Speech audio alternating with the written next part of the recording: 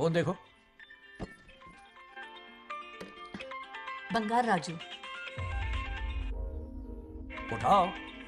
Hello uncle. हाँ बोलो बेटा। एक जरूरी बात करनी है। क्या हुआ?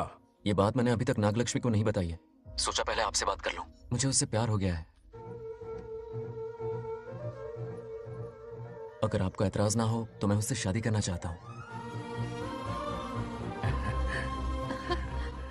मैं नहीं जानता कि आप मेरे बारे में क्या सोचते हो, पर मैं आपसे एक वादा करता हूं।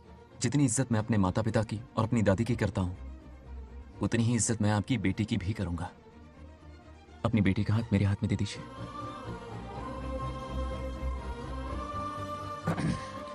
मैं थोड़ी देर में तुम्हें फोन करता हूँ। हाँ ठीक है अंकल।